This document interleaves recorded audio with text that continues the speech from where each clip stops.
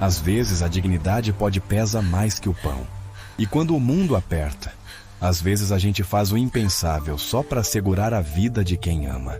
Respira fundo agora, porque essa história começa com humilhação debaixo de chuva e termina com uma escolha que vai te fazer repensar tudo o que você acredita sobre justiça, sobre julgamento, sobre o que a gente vê quando olha para o outro. Se você já passou fome, já sentiu vergonha ou já precisou engolir o orgulho para sobreviver, fica comigo até o fim. Nessa narrativa tem um detalhe Dudley escondido logo no começo que muda absolutamente tudo. E se você piscar, perde.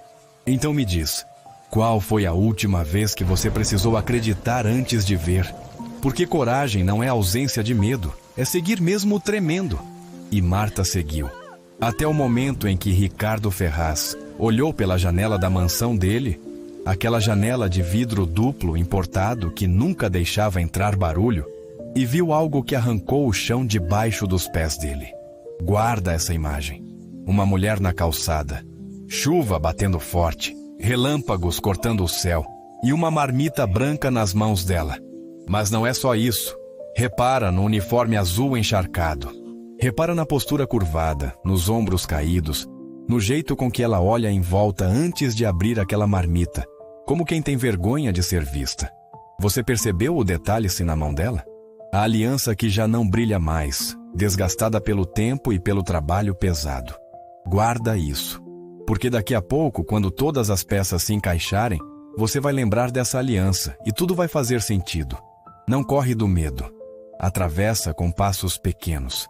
Porque o que você vai ver agora não é história de milagre vazio. Não é conto de fada onde tudo se resolve sozinho. É história de escolha, de olhar para o lado e decidir que a vida do outro importa tanto quanto a sua. De entender que fé não apaga a dor, mas dá direção. E às vezes, direção é tudo o que a gente precisa para não desistir. Então fica comigo. Segura minha mão nessa caminhada. Porque vai doer, vai apertar o peito, vai fazer você questionar coisas que talvez você nunca tenha questionado antes. Mas no final, eu te prometo, vai valer cada segundo. Porque essa é a história de como uma mulher invisível se tornou visível. De como um homem cego aprendeu a enxergar. E de como um gesto pequeno pode reescrever destinos inteiros. A parte forte vem agora. E você não está sozinho nessa. Ricardo Ferraz tinha 52 anos e uma vida que a maioria das pessoas invejaria de longe. Ele era dono da construtora Ferraz em Filhos, empresa que o pai dele fundou nos anos 70 e que ele transformou num império de concreto e vidro espalhado pela zona sul da cidade. Prédios de luxo, condomínios fechados, lofts modernos para executivos que pagavam 3 milhões por apartamento de 100 metros quadrados com vista para o mar. Ricardo assinava contratos milionários, almoçava com políticos, jantava com empresários, viajava para Miami 3 vezes por ano para fechar negócios e voltar com a pele bronzeada e a carteira mais pesada. Ele dirigia um Mercedes preto blindado, usava relógio suíço que custava o preço de um carro popular e morava numa mansão de 800 metros quadrados, num condomínio onde o metro quadrado valia mais que apartamento inteiro em bairro comum. A casa era uma obra-prima de arquitetura contemporânea. Fachada de mármore travertino, portão de madeira maciça com sensor biométrico, jardim projetado por paisagista premiado, piscina de borda infinita que parecia derreter no horizonte. Por dentro, piso aquecido, iluminação automatizada, home theater, adega climatizada com 300 garrafas de vinho importado. Tudo pensado, tudo perfeito, tudo impecável. Ricardo morava sozinho ali.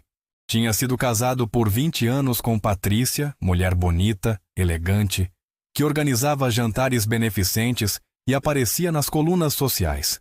Tiveram um filho, Leonardo, que hoje morava em Londres trabalhando no mercado financeiro e ligava uma vez por mês, conversa rápida, superficial, cheia de pausas desconfortáveis. O casamento acabou quando Leonardo completou 18. Patrícia pediu divórcio, ficou com um apartamento na praia e uma pensão generosa e refez a vida com um cirurgião plástico 10 anos mais novo. Ricardo não sentiu falta. Ou pelo menos era isso que ele dizia para si mesmo. A verdade é que Ricardo vivia no automático. Acordava às 6, ia para a academia do condomínio, voltava, tomava banho, vestia terno, saía para reuniões. Almoçava em restaurantes caros onde o garçom sabia o nome dele e trazia uísque antes mesmo de pedir. Passava a tarde no escritório da construtora, assinando papéis, aprovando projetos, brigando com fornecedores, negociando prazos. Voltava para casa às 9, 10 da noite, pedia comida por aplicativo, comia na frente da televisão assistindo o noticiário econômico e dormia com a sensação estranha de que tinha feito muita coisa, mas não tinha feito nada que importasse de verdade. Fim de semana, ele jogava golfe com outros empresários, conversas vazias sobre ações, investimentos, política. Domingo à noite, batia aquela melancolia sem nome, aquela solidão que dinheiro não compra e sucesso não cura. Mas na segunda de manhã, ele colocava a máscara de novo e seguia. Porque era isso que homens como ele faziam. Seguir, trabalhar, produzir, acumular e fingir que estava tudo bem. Ricardo tinha 3 funcionários fixos na casa. Marta, que limpava e organizava tudo de segunda a sexta.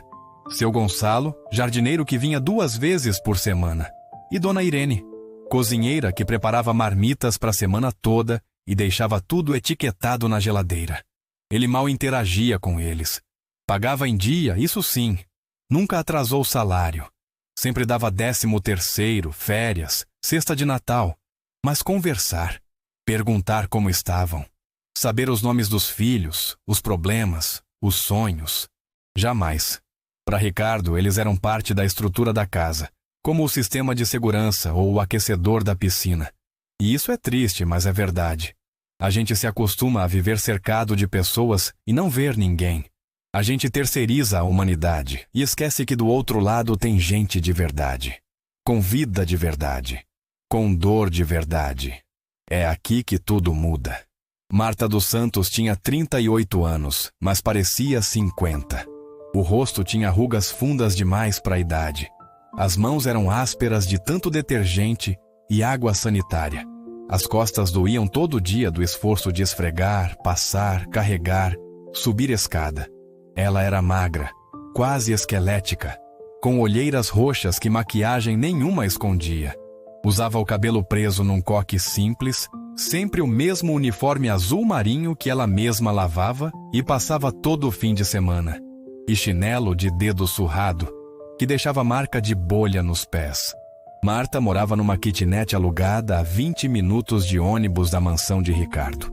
Um cubículo de 30 metros quadrados com infiltração no teto, janela que não fechava direito, chuveiro que às vezes dava choque e vizinhos que brigavam de madrugada parede e meia. Ela dividia aquele espaço com o filho, Samuel, de 9 anos. O menino dormia no sofá-cama da sala. Marta dormia num colchão de solteiro no que deveria ser o quarto, mas era mais um corredor largo. A vida de Marta era uma matemática cruel de subtrair para sobrar alguma coisa. Aluguel, R$800. Luz, água, gás, 150. Passagem de ônibus, 120. Comida, se esticasse bem, 300. Remédio para pressão alta que ela desenvolveu aos 35, R$60. E agora, depois do diagnóstico de Samuel, remédio para leucemia que o SUS não fornecia, R$2.000 por mês. O salário dela na casa de Ricardo era 1.400. Não fechava. Nunca fechava. Então Marta fazia bico de fim de semana limpando o escritório, pedia emprestado para a vizinha, atrasava o aluguel, cortava a própria comida para Samuel comer. E mesmo assim não dava. Mas ela não reclamava. Não chorava na frente do filho. Não deixava ele ver o desespero. Só sorria, dizia que ia dar tudo certo, que Deus ia prover. E à noite, quando Samuel dormia, ela ficava acordada olhando o teto com infiltração e fazendo contas na cabeça que nunca batiam. 3 pistas, uma verdade. Qual você viu primeiro? Marta tinha crescido no interior, filha de lavadeira e pedreiro. 7 irmãos, casa de 3 cômodos, comida racionada. Ela estudou até a 8ª série, largou para trabalhar, ajudar em casa. Foi babá, faxineira, cozinheira, o que aparecesse. Aos 24 conheceu Rodrigo, homem bonito, sorriso fácil, promessas no ouvido.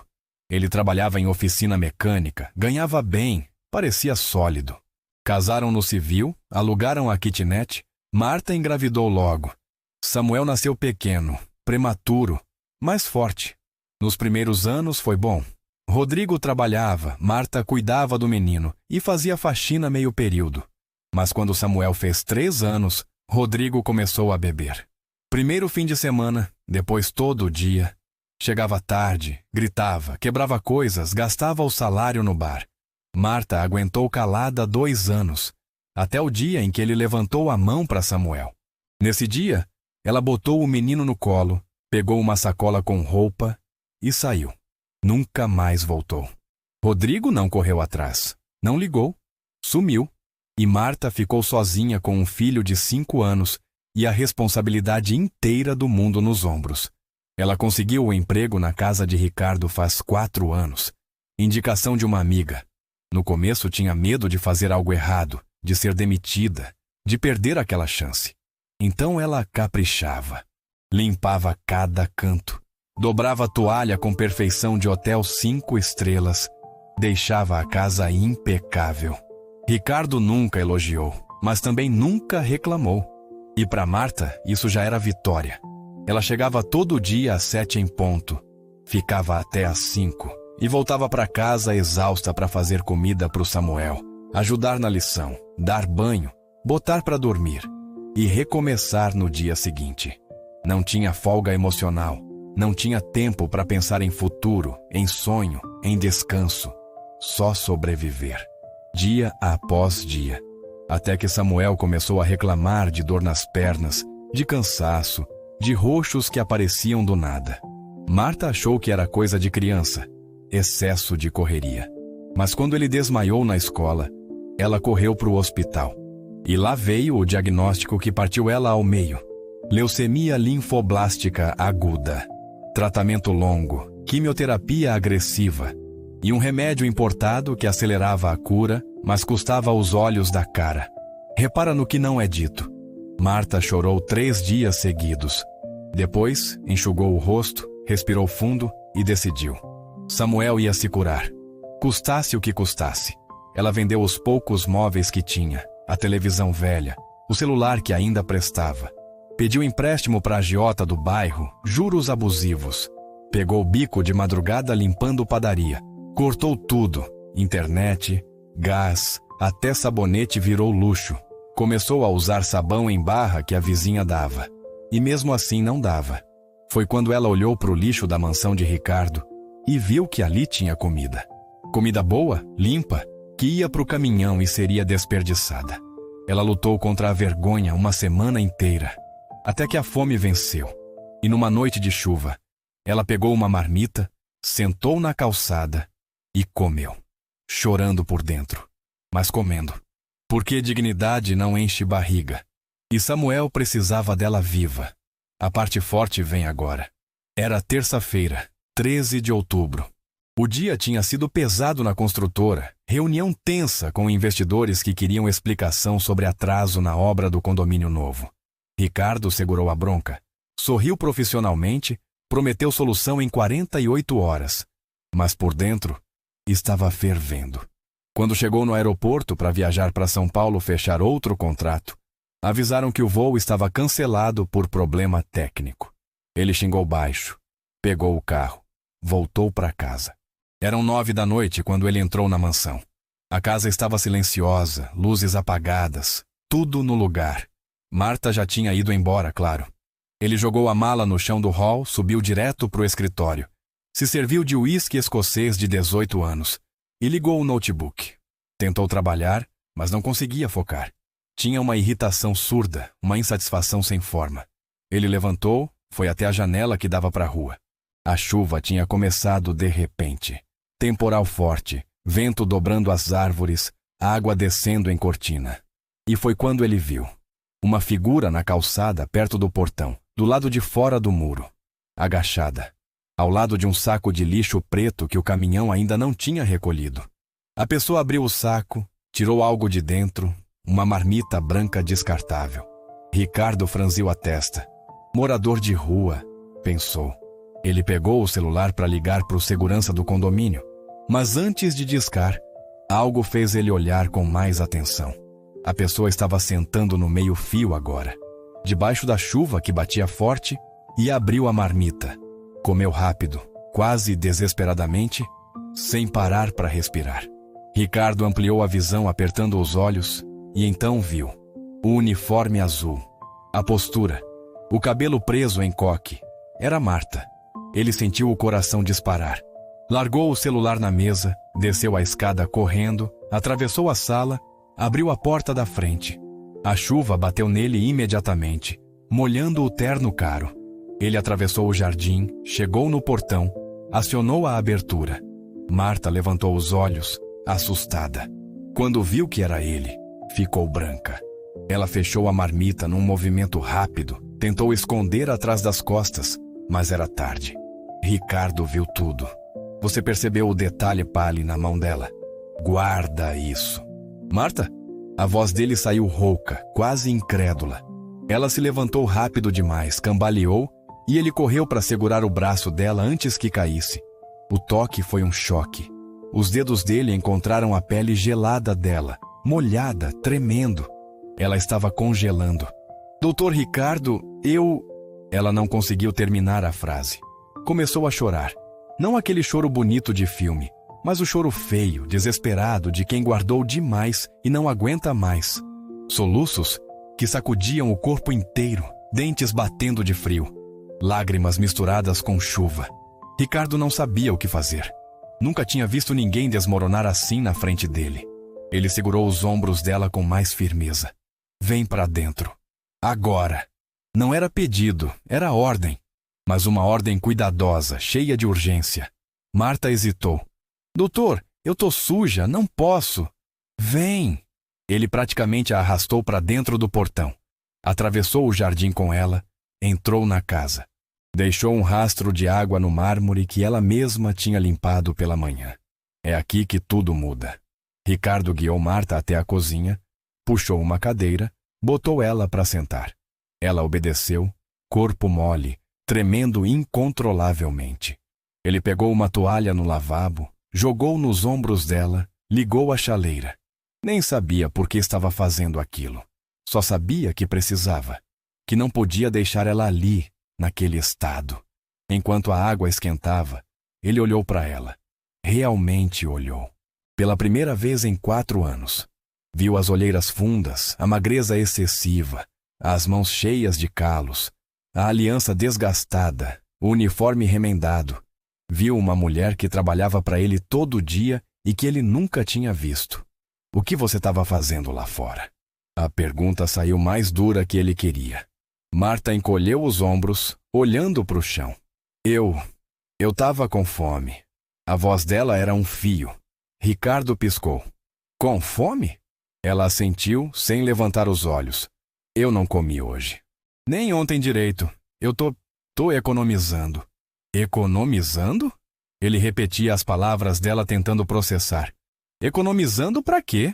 E então Marta levantou o rosto, e os olhos dela estavam cheios de uma dor tão profunda que Ricardo sentiu como se tivesse levado um soco.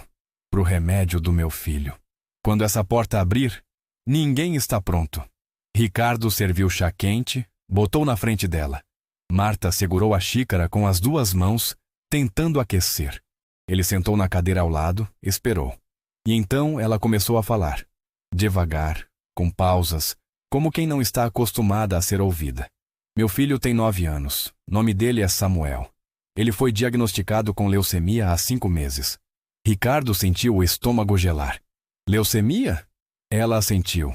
Linfoblástica aguda, é um tipo que dá em criança. Os médicos disseram que tem cura, que o tratamento funciona bem, mas precisa seguir o protocolo certo. Quimioterapia, remédios, acompanhamento. O SUS cobre a químio, mas tem uns remédios importados que aceleram a recuperação, que evitam infecção, que seguram os efeitos colaterais. Esses remédios não tem no SUS. Precisa comprar por fora. Ela parou para beber um gole de chá, mãos ainda tremendo. Cada caixa custa R$ 2.000 e precisa todo mês, às vezes 2 caixas. Ricardo fez as contas mentalmente. 2.000 por mês, vezes 12 meses, R$ 24.000. O preço de um fim de semana dele em Miami. O preço de um relógio que ele tinha comprado e usado 2 vezes. E você não tem esse dinheiro? Não era a pergunta. Ela balançou a cabeça. Não, meu salário é 1.400. Eu pago aluguel, luz, água, passagem, comida. Não sobra nada. Eu comecei a fazer bico fim de semana, peguei empréstimo com a agiota, vendi tudo o que tinha em casa. Mas não tá dando. E eu não posso parar o tratamento dele. Não posso. A voz dela quebrou. Então eu comecei a cortar da minha comida. Pulo café, pulo almoço, janto só arroz. E quando não aguento mais, eu pego o que tá no lixo aqui. Comida limpa, boa, que o senhor jogou fora. Eu não tô roubando, eu juro. Eu só... Ela não conseguiu terminar. Afundou o rosto nas mãos e soluçou. Ricardo sentiu algo se partir dentro dele. Uma dor estranha, culpa misturada com vergonha. Ele lembrou de quantas vezes jogou comida fora. Pediu mais do que conseguia comer. Deixou estragar na geladeira, nem pensava nisso. Era automático. E enquanto isso, Marta separava os restos dele para sobreviver. Por que você não pediu ajuda? A voz dele saiu baixa, quase um sussurro. Marta levantou o rosto, olhos vermelhos. Para quem? Pro senhor? Ela deu um sorriso triste, sem humor. Doutor Ricardo, o senhor nem sabe meu sobrenome. Nem sabe que eu tenho filho. O senhor passa por mim todo dia e não me vê. Eu sou invisível aqui. E tudo bem. Eu não tô reclamando. Eu preciso desse emprego. Não posso arriscar perder. Então eu fico quieta. Faço meu trabalho. E vou embora. Eu não posso pedir nada. Porque se eu incomodar, se eu me tornar um problema, o senhor me manda embora. E aí eu perco tudo. Ela tinha razão. E isso doía mais que qualquer coisa. Ricardo nunca tinha olhado para ela. Nunca perguntou como estava, se precisava de algo, se tinha família. Ela era uma função, não uma pessoa.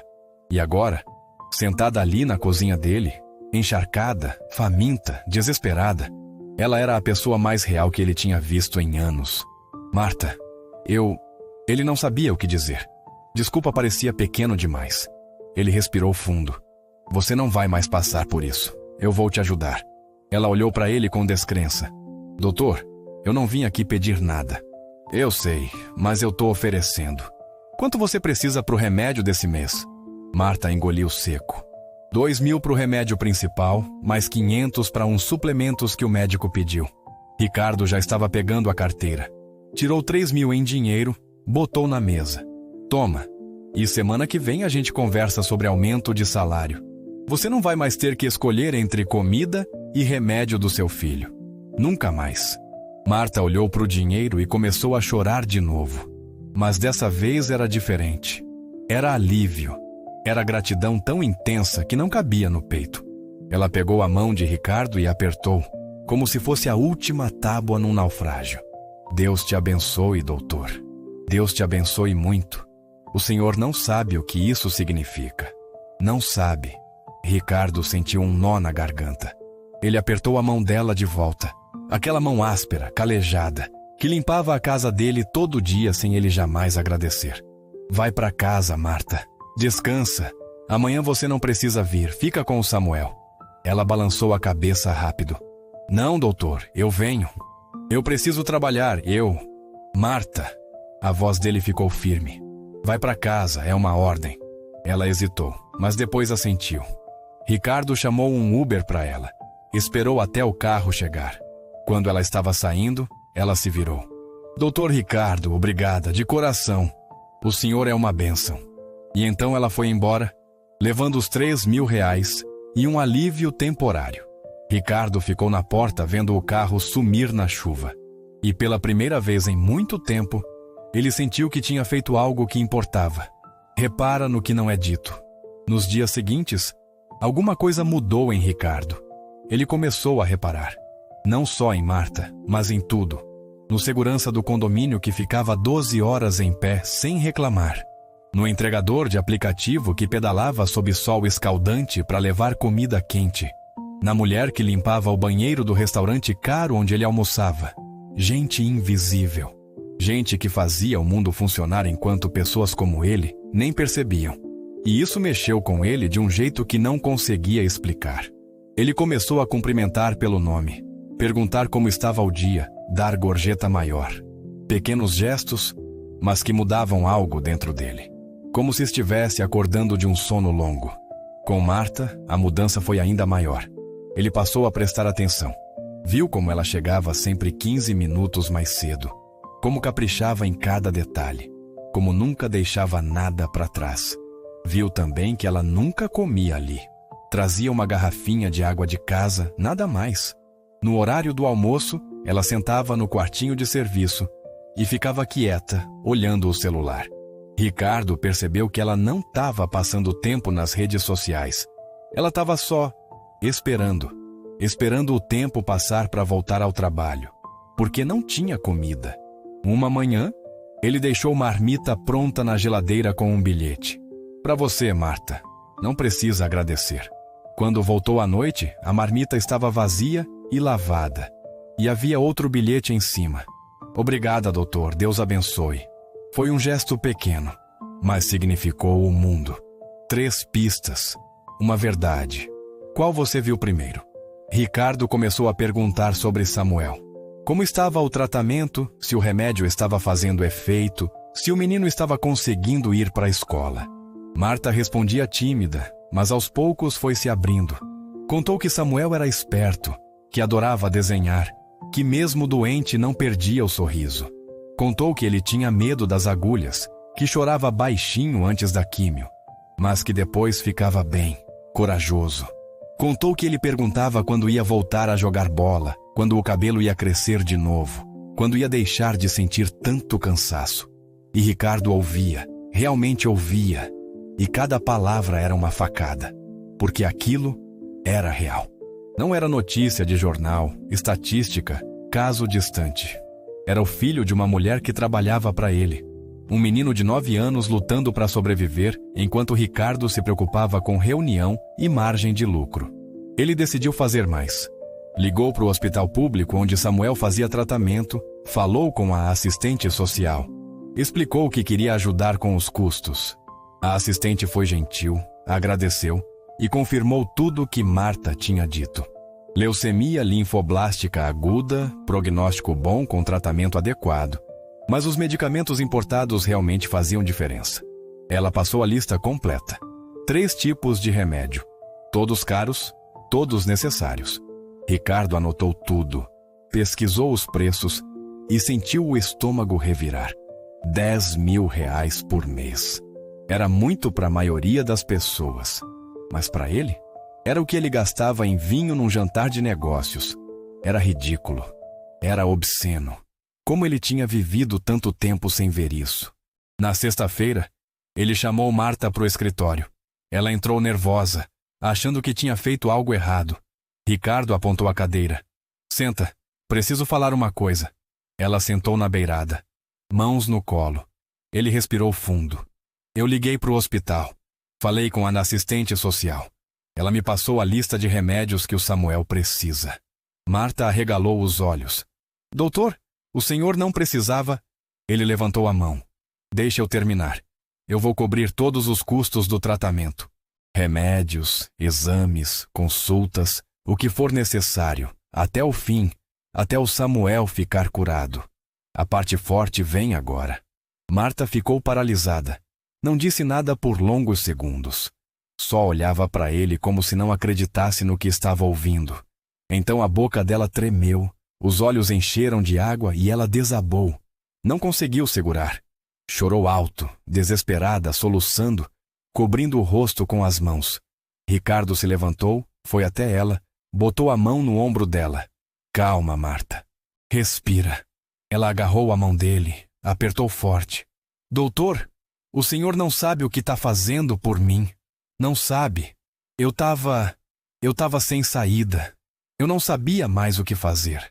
Eu estava pensando em coisas horríveis, em desistir, em coisas que não devia pensar. Mas o Senhor apareceu como um anjo, como uma resposta de Deus. Eu não sei como agradecer, não sei. Ricardo sentiu a garganta apertar. Você não precisa agradecer. Só cuida do seu filho e fica tranquila. Eu vou garantir que ele tenha tudo o que precisa. Marta levantou, abraçou ele. Foi um abraço desesperado, apertado, cheio de gratidão que não cabia em palavras. Ricardo retribuiu desajeitado porque não estava acostumado, mas sentiu algo bom naquilo, algo certo, como se finalmente tivesse encontrado um propósito. É aqui que tudo muda. Ricardo passou o fim de semana leve, satisfeito, sentindo que tinha feito a coisa certa. Na segunda-feira, ele foi para o escritório da construtora com energia renovada. Aprovou projetos, fechou contratos, tratou fornecedores com paciência incomum, almoçou com um sócio e percebeu que estava sorrindo mais. A vida parecia ter ganhado uma cor diferente, até que o telefone tocou. Era um número desconhecido. Ele atendeu distraído. Alô? Senhor Ferraz? A voz do outro lado era masculina, fria, formal. Sim, quem fala? Meu nome é Dr. Almeida. Sou advogado da família Torres. Preciso marcar uma reunião urgente com o senhor. É sobre a funcionária Marta dos Santos. O coração de Ricardo deu um pulo. Que família Torres? Os proprietários da mansão 3 casas abaixo da sua. A senhora Helena Torres. Marta trabalhou lá por 2 anos antes de trabalhar para o senhor. E ela saiu de lá sob circunstâncias problemáticas. Ricardo sentiu um frio na espinha. Que tipo de circunstâncias? Prefiro discutir pessoalmente, senhor Ferraz. São questões delicadas.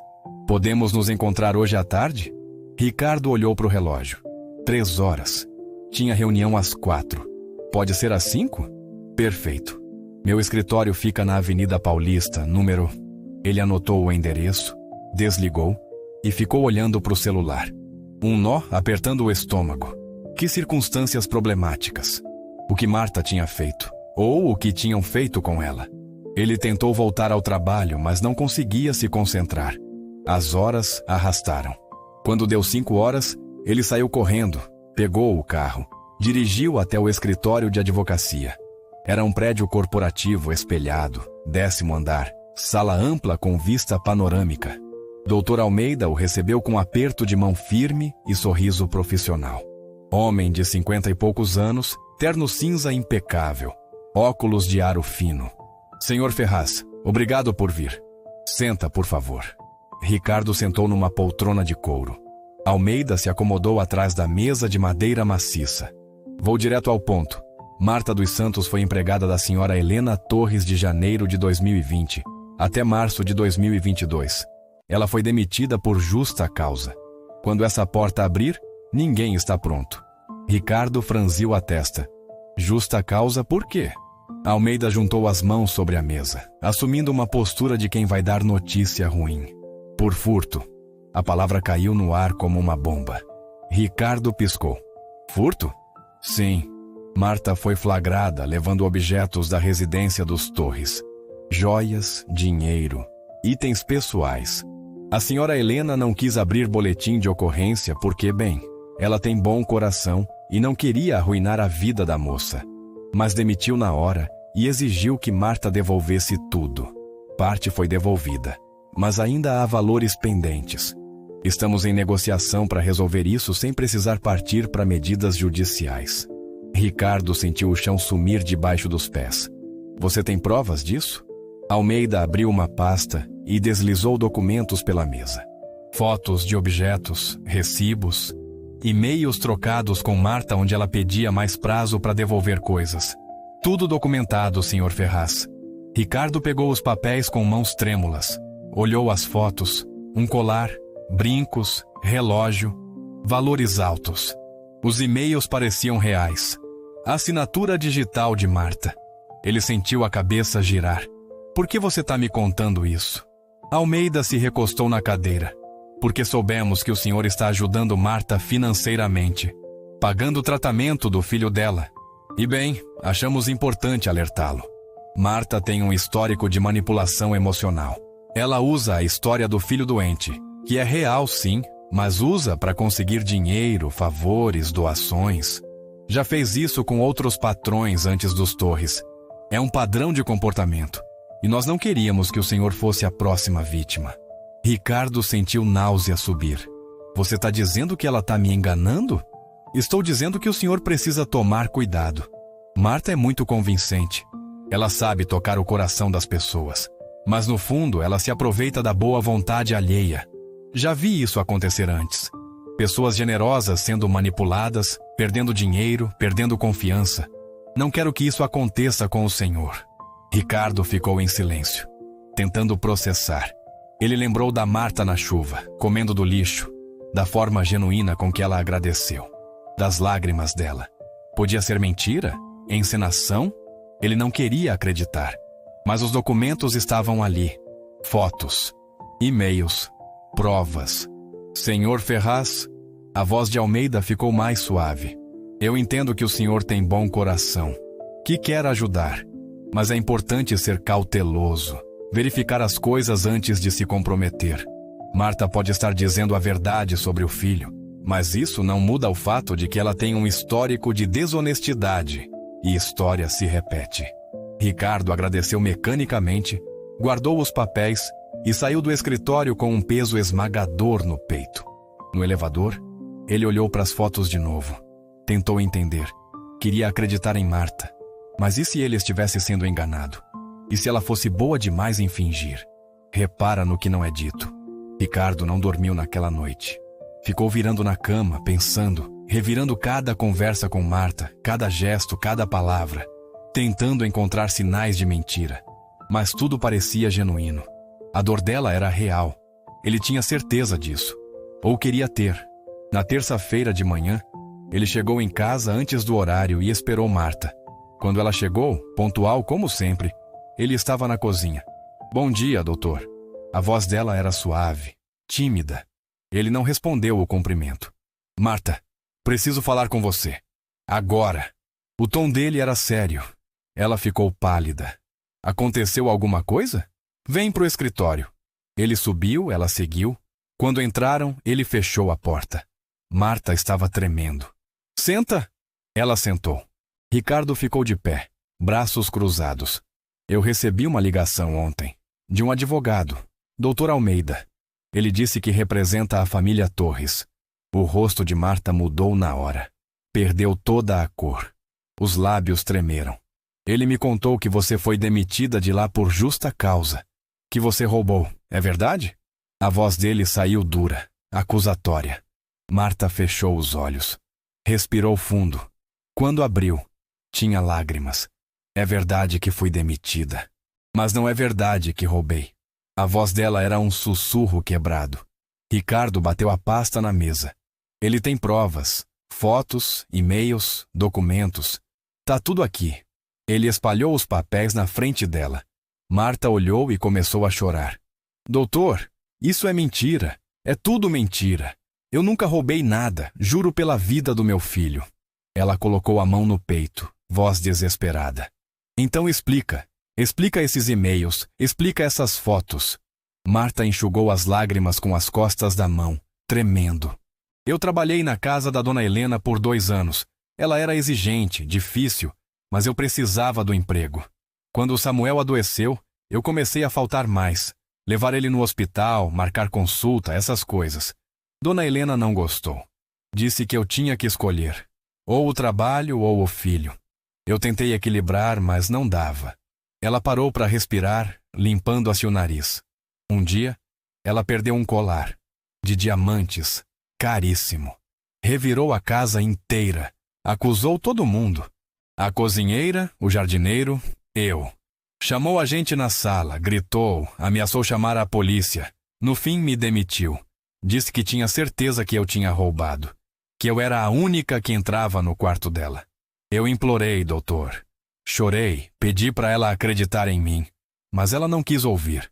Me botou para fora no mesmo dia, sem pagar nada, sem carta de recomendação. Nada. Marta soluçou. 2 semanas depois, o colar apareceu. Tava no cofre dela o tempo todo. Ela tinha guardado e esquecido. Mas ela nunca me pediu desculpas. Nunca me ligou de volta. E agora o advogado dela tá espalhando que eu sou ladra, que eu manipulo as pessoas. Tudo para me destruir, para garantir que eu nunca mais consiga emprego decente. É aqui que tudo muda. Ricardo ouviu tudo, mas ainda tinha dúvida.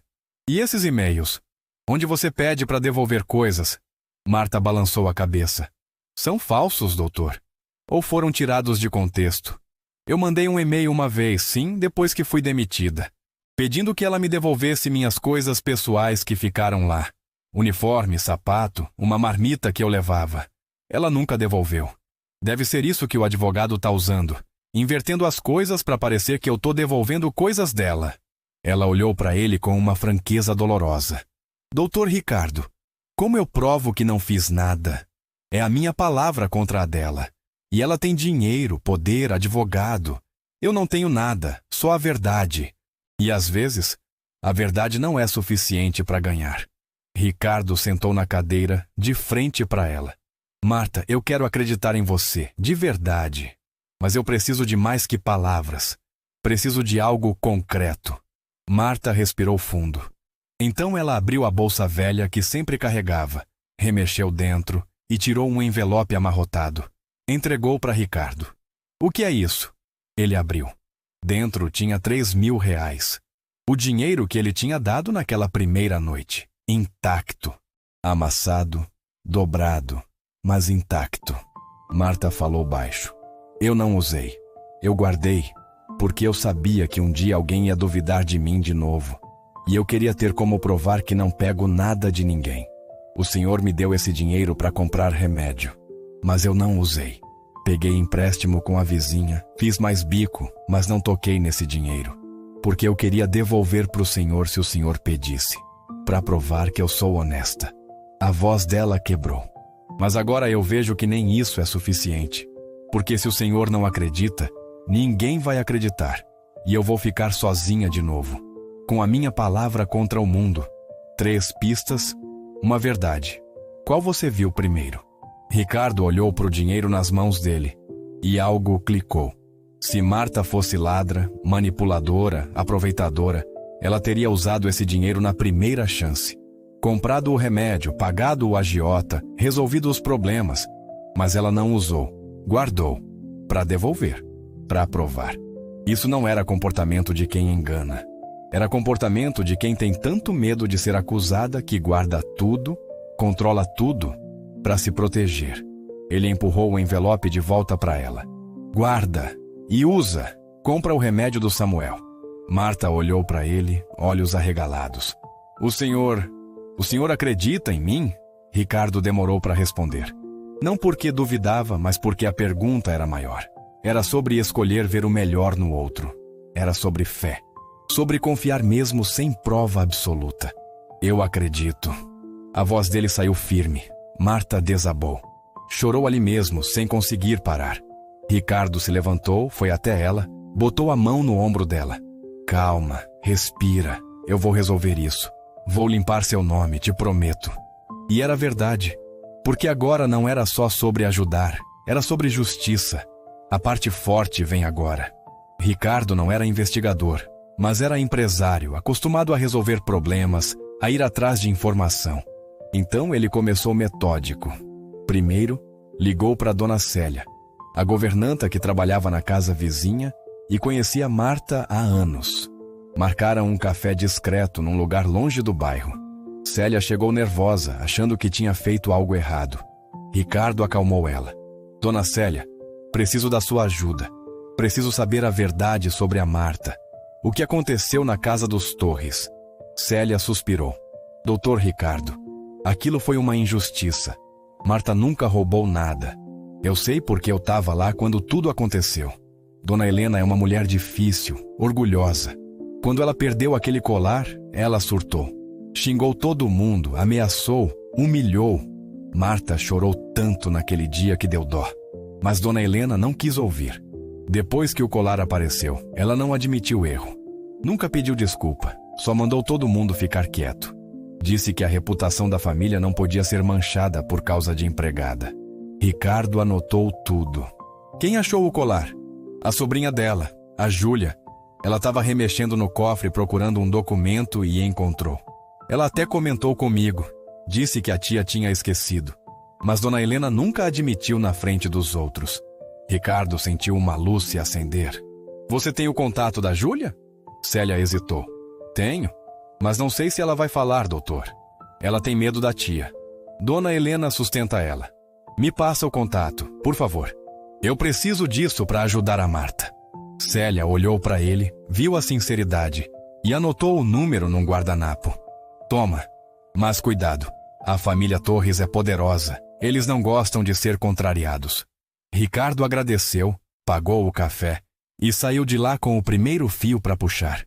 Ele ligou para Júlia no dia seguinte, não pelo celular pessoal, mas de um telefone público, para não deixar rastro. Ela atendeu desconfiada. Alô?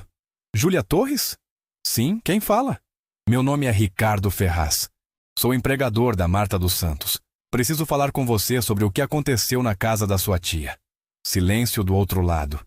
Depois, um suspiro longo. Senhor Ferraz, eu não posso me meter nisso. Você não precisa se meter. Só precisa me dizer a verdade. Marta roubou ou não? Silêncio de novo. Ricardo insistiu. Júlia, uma mulher honesta está sendo destruída por uma mentira. Ela tem um filho doente. Ela está lutando para sobreviver e a reputação dela está sendo arrasada. Você sabe a verdade. Você encontrou o colar. Só preciso que você confirme isso. A voz dela saiu baixa, quase um sussurro. Eu encontrei o colar no cofre. Minha tia tinha guardado e esquecido, mas ela nunca admitiu. E o advogado dela, o Almeida, espalhou a história do roubo para justificar a demissão sem pagar os direitos. Foi sujo, eu sei, mas eu não posso ir contra minha tia. Ela me sustenta, paga minha faculdade, meu apartamento. Se eu falar, ela me corta. Quando essa porta abrir, ninguém está pronto. Ricardo respirou fundo. Júlia, eu entendo, mas pensa bem. Você está deixando uma injustiça acontecer porque tem medo de perder conforto. Isso te deixa bem à noite? Silêncio. Depois a voz dela tremeu. Não, não me deixa. Eu penso na Marta todo dia. Eu sei que foi errado, mas eu não sei o que fazer. Grava uma mensagem, ou escreve um relato, só confirmando a verdade. Eu não vou expor você. Só preciso disso para confrontar o advogado, para limpar o nome dela. Júlia ficou em silêncio longos segundos. Ricardo esperou, coração acelerado. Finalmente, ela suspirou. Tá bem, eu vou gravar. Mas você promete que meu nome não vai aparecer? Prometo. Ela desligou. 20 minutos depois, o celular de Ricardo apitou. Mensagem de áudio de número desconhecido. Ele apertou play. A voz de Júlia tremendo mas clara. Meu nome é Júlia Torres. Eu sou sobrinha de Helena Torres. Eu tô gravando isso porque não consigo mais viver com a culpa. Marta dos Santos não roubou nada. O colar que sumiu estava no cofre da minha tia o tempo todo. Ela esqueceu que tinha guardado. Eu encontrei. Mas minha tia nunca admitiu o erro. Ela demitiu a Marta injustamente e espalhou que ela era ladra para justificar a demissão. Isso é a verdade. E eu sinto muito por não ter tido coragem de falar antes. A gravação acabou. Ricardo sentiu um alívio imenso. Agora ele tinha prova. Agora podia agir. É aqui que tudo muda. Mas ele não parou por aí. Ele precisava de mais. Ligou para os outros empregados que tinham trabalhado com Marta na casa dos Torres. Conseguiu contato de 2. A cozinheira, Dona Lúcia, e o jardineiro, seu Marcos. Marcou encontros separados, discretos. Dona Lúcia confirmou tudo. Marta era honesta, doutor. Trabalhadora. Nunca vi ela pegar nada que não fosse dela. Aquela história de roubo foi armação da patroa para não pagar rescisão. Seu Marcos disse o mesmo. Marta não merecia aquilo. Foi humilhada, injustiçada. Mas Dona Helena é poderosa. Ninguém teve coragem de falar nada. Ricardo agradeceu. Anotou tudo. Agora ele tinha 3 testemunhas, mais a gravação de Júlia. Era suficiente. Ele ligou para o advogado Almeida. Doutor Almeida, aqui é Ricardo Ferraz. Preciso marcar outra reunião, urgente. O tom dele era firme. Almeida aceitou, curioso. Marcaram para o dia seguinte, mesmo escritório. Ricardo se preparou. Organizou os áudios, os depoimentos, imprimiu tudo e foi para o confronto. Repara no que não é dito. Ricardo entrou no escritório de Almeida sem cerimônia. Passou direto pela secretária, abriu a porta da sala. O advogado levantou surpreso. Senhor Ferraz, o senhor não pode... Posso. Ricardo fechou a porta. Trancou por dentro. Almeida ficou tenso. O que está acontecendo? Ricardo jogou punho de uma pasta na mesa. Eu sei que Marta não roubou nada. Tenho provas. Almeida deu um sorriso condescendente. Senhor Ferraz, com todo respeito, o senhor foi enganado. Não, quem está enganando é você. Ricardo abriu a pasta. Tenho aqui gravação da sobrinha da sua cliente, Júlia Torres, confirmando que o colar estava no cofre. Que Helena esqueceu. Que Marta foi injustamente acusada. Tenho depoimento de 3 ex-funcionários da casa confirmando que Marta era honesta. E tenho cópia dos e-mails que você alterou, para parecer que Marta estava devolvendo objetos, quando na verdade ela estava pedindo as coisas pessoais dela de volta. Ele espalhou tudo na mesa. Almeida ficou pálido. Isso não prova nada. Prova sim. E eu vou levar isso para a mídia. Vou processar você e a família Torres por difamação, danos morais, assédio moral. Vou destruir a reputação da Helena Torres do jeito que ela destruiu a da Marta. A não ser... Ele parou, olhou fundo nos olhos do advogado. Que você resolva isso agora. A parte forte vem agora. Almeida engoliu seco. Ele sabia que Ricardo tinha dinheiro, contatos, poder. Sabia que uma briga pública ia manchar a família Torres. E pior, sabia que Ricardo tinha razão. As provas estavam ali. Ele mediu as opções. Suspirou, derrotado. O que o senhor quer? Ricardo sentou. Cruzou as pernas, assumindo controle total. Quero um documento assinado reconhecendo que Marta foi injustamente acusada. Quero 20 mil reais de indenização paga a ela pelos danos morais. Quero carta de recomendação. E quero que você pare de espalhar mentiras sobre ela. Imediatamente. Almeida abriu a boca para protestar. Mas Ricardo levantou a mão. Não é negociação, é ultimato. Você tem até amanhã 12:00 para me enviar tudo assinado. Se não, eu vou para a imprensa. E você sabe que eu não estou blefando. Ele levantou, pegou a pasta e foi até a porta. Destravou, abriu, olhou para trás. Amanhã, 12:00, não me decepcione. E saiu. Quando essa porta abrir, ninguém está pronto. No dia seguinte, às 11 da manhã, o e-mail chegou. Documento assinado reconhecendo a inocência de Marta, pedido de desculpas oficial, 20 mil reais depositados na conta dela e carta de recomendação elogiosa. Ricardo imprimiu tudo, colocou numa pasta nova e foi para casa. Marta estava limpando a sala. Quando o viu, sorriu tímida. Bom dia, doutor. Ele não sorriu de volta, só apontou para o sofá. Senta, tenho uma coisa para te mostrar. Ela sentou nervosa. Ele entregou a pasta. Abre. Ela abriu, leu o primeiro documento, depois o segundo, depois o terceiro. E então começou a tremer. Doutor, isso é real? A voz dela era um sussurro incrédulo. É real. Seu nome tá limpo, Marta. Oficialmente, você foi inocentada. E eles pagaram indenização. 20 mil reais. Já tá na sua conta. Marta olhou para ele, olhos arregalados, boca aberta, sem conseguir falar. Então ela desabou. Caiu de joelhos ali mesmo, na sala, e chorou como Ricardo nunca tinha visto alguém chorar. Soluços profundos, corpo inteiro sacudindo, lágrimas sem fim. Ela segurava os documentos contra o peito como se fossem ouro. Deus é fiel. Deus é fiel. Ela repetia sem parar, voz embargada. Ricardo se ajoelhou ao lado dela, segurou os ombros dela. Acabou, Marta? Acabou? Ninguém mais vai te acusar, você é livre. Repara no que não é dito.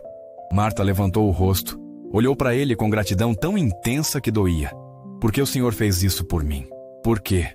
Ricardo pensou antes de responder. Porque é o certo. E porque você merece. E porque eu precisava fazer algo que importasse de verdade. Pela primeira vez na vida, Eu fiz algo que realmente importa.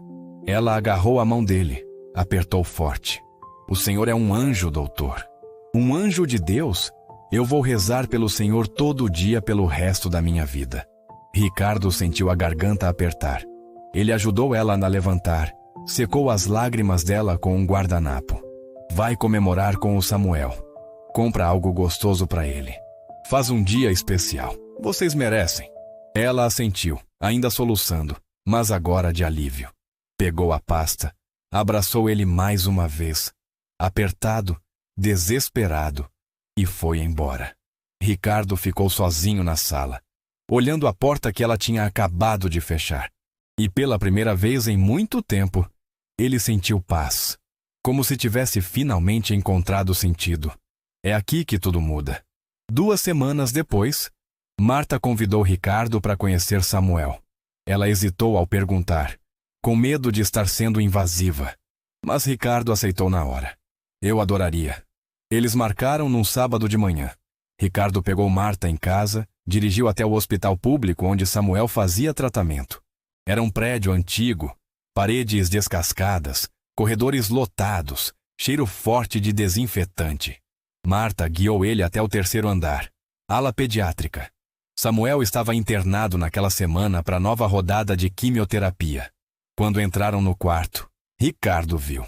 Um menino magro, careca, pele pálida, mas com olhos brilhantes e sorriso largo. Mãe! Ele acenou. Marta correu, abraçou ele com cuidado. Oi, meu amor, como você tá? Tô bem, cansado, mas bem. Ele olhou para Ricardo curioso. Quem é esse? Marta sorriu. Esse é o Dr. Ricardo, o homem que eu te contei, que tá ajudando a gente. Samuel arregalou os olhos. Ah, é você! Ele estendeu a mãozinha magra. Ricardo apertou com delicadeza. Oi, Samuel. Prazer te conhecer. Os 3 conversaram por 1 hora.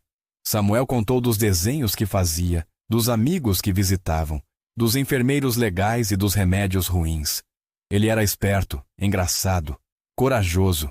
Fazia piada sobre a própria careca. Dizia que parecia super-herói.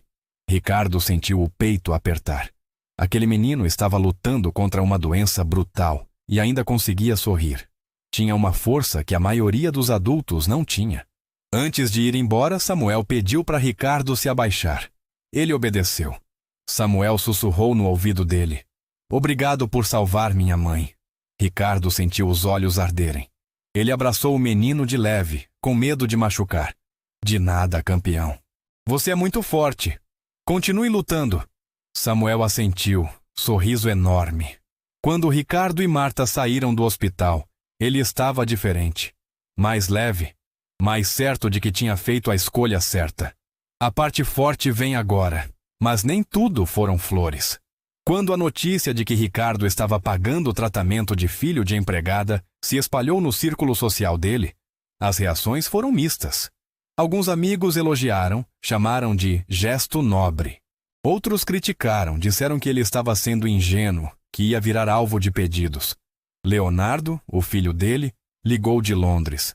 Pai, ouvi que você está pagando o tratamento de um moleque que nem é seu parente. É verdade? Ricardo confirmou. É verdade. E nada, só achei estranho.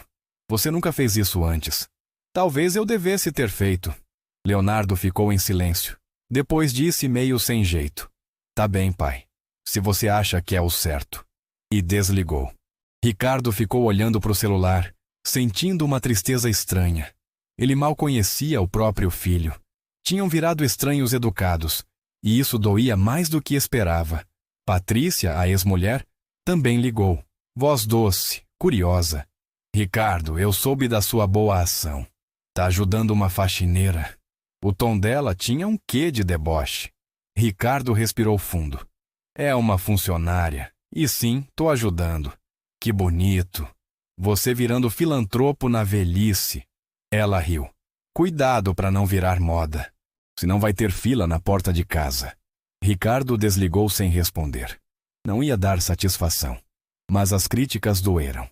Fizeram ele questionar por um momento se estava fazendo certo. Até que ele lembrou da Marta na chuva, do Samuel no hospital. E aí ele soube. Não importava o que os outros pensavam. Ele estava fazendo o certo. E isso bastava. É aqui que tudo muda. Os meses seguintes foram de acompanhamento. Samuel reagiu bem à quimioterapia. Os exames mostraram redução das células cancerígenas, melhora no quadro geral.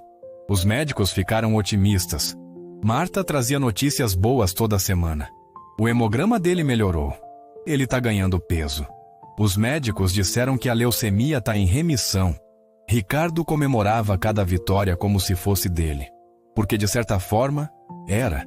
Ele tinha investido não só dinheiro, mas esperança. Tinha escolhido acreditar que valia a pena. E agora, estava vendo o resultado. Samuel voltou para a escola 3 meses depois. Ainda com acompanhamento, ainda tomando remédios, mas voltou. Marta mandou foto. Samuel de uniforme, mochila nas costas, sorriso enorme. Ricardo colocou a foto na geladeira, do lado de ímã que tinha comprado em Miami e nunca ligou. Toda vez que via, sorria. 3 pistas, uma verdade. Qual você viu primeiro? 6 meses depois da noite da chuva, a vida tinha mudado. Para Marta, para Samuel, para Ricardo. Marta continuou trabalhando na mansão, mas agora com carteira assinada, salário justo, benefícios. Ricardo aumentou o salário dela em 50%, garantiu plano de saúde, pagou o curso técnico de administração que ela sempre quis fazer. Ela voltou a sorrir, a ter esperança, a planejar futuro. Samuel terminou o tratamento com sucesso. Leucemia curada, prognóstico excelente. Ele voltou a jogar bola, cresceu 5 centímetros, recuperou a alegria plena de criança. Marta agradecia a Deus todo dia, mas agradecia a Ricardo também, porque ele foi o instrumento. Foi a resposta de oração que ela nem sabia como pedir. Ricardo mudou também. Parou de trabalhar tanto. Começou a priorizar gente. Ligava para o Leonardo uma vez por semana. Conversas ainda desajeitadas, mas sinceras. Tentava reconstruir pontes. Começou a doar parte dos lucros da construtora para o hospital onde Samuel foi tratado.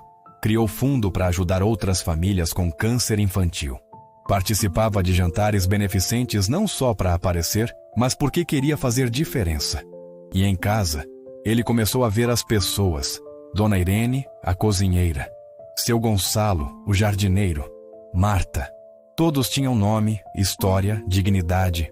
E ele passou a tratá-los assim. Repara no que não é dito. Uma tarde, Ricardo estava no escritório quando Marta bateu na porta. Doutor, trouxe uma coisa para o senhor. Ela entrou com um embrulho nas mãos. Ele abriu. Era uma foto emoldurada. Samuel, cabelo crescido de novo, roupa colorida, segurando um desenho. No desenho, 2 figuras. Uma pequena e uma grande. Embaixo, com letra infantil. Obrigado por salvar minha mãe. Você é meu herói, Samuel. Ricardo sentiu a garganta apertar. Ele olhou para Marta, que tinha os olhos brilhando. Ele quis que eu te desse. Disse que você merece.